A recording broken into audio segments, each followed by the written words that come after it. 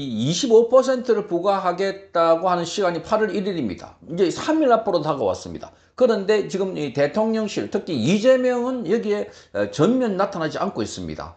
자, 이 이유가 뭘까? 자, 이 이재명이 나타나지 않은 이유, 그것은 바로 본인이 가장 큰 위험 부담이기 때문에 그렇지 않았을까? 지금 이 트럼프 행정부가 협상을 회피하거나 또는 지연시키고 있는 이유도 이재명이라는 인물 때문에, 그래서 이 정체를 의심스러워하고 있고 무엇보다도 대한민국의 정체성을 이 의문을 갖고 있다 하는 점입니다.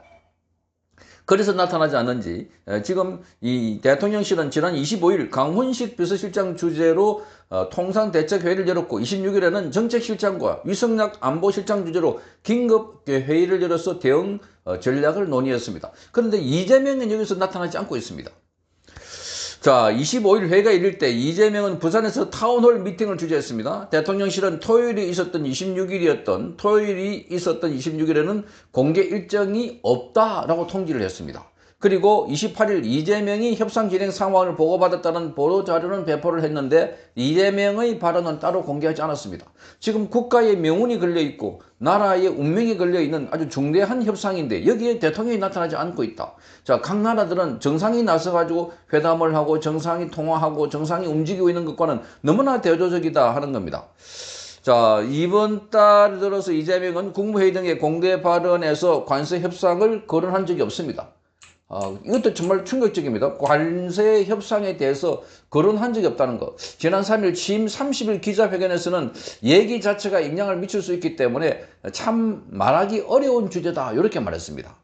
자, 그러면서 이재명의 부재에 대해 대통령실이 수시로 관련 회의를 열고 보고도 받고 있다 이렇게 말하고 있습니다.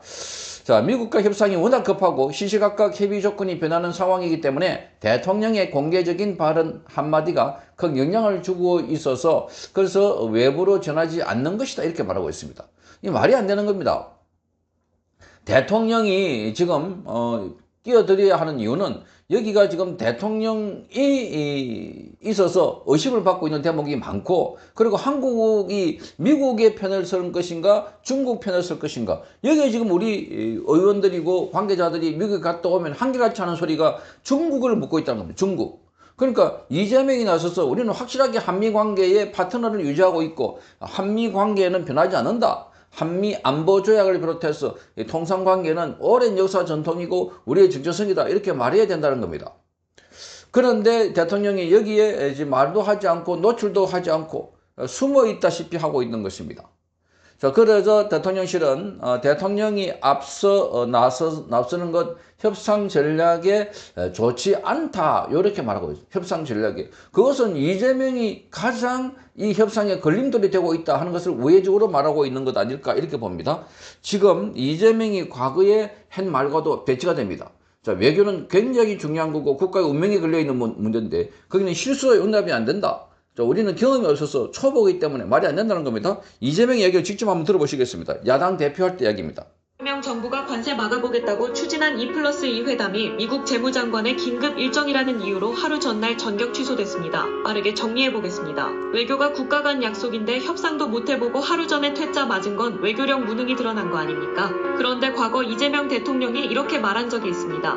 함께 보시죠. 굴욕적 한일 정상회담은 국격을 심각하게 훼손시켰습니다. 총성 없는 전쟁인 외교에 연습은 없습니다. 초보라는 말로 양해되지 않는 혹독한 실전입니다. 오판 하나 실언 하나로 국익은 훼손되고 막대한 비용이 발생합니다. 제1당으로서 이번 외교 참사의 책임을 분명하게 묻겠습니다. 외교 참사는 용납되지 않는다더니 지금은 본인 정부가 협상도 못하고 무시당하는 현실입니다. 이대로면 관세 폭탄은 현실이 되고 국익은 바닥이 날 텐데 정작 본인이 외치던 실효 외교는 어디로 간 걸까요? 여러분 생각은 어떠신가요? 댓글로 의견 그러니까 지금 외교 참사가 바로 현실로 다가오고 있다. 자, 그런데 지금 바로 이 8월 1일부터는 25% 아니 25%가 될지 30%가 될지 자 20%가 될지 장담을 하지 못하는 예측 불허한 상황입니다.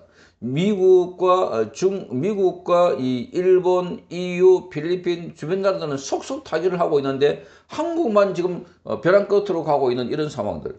그래서 지금 미국에서 들려오는 소리는 이재명 때문이다.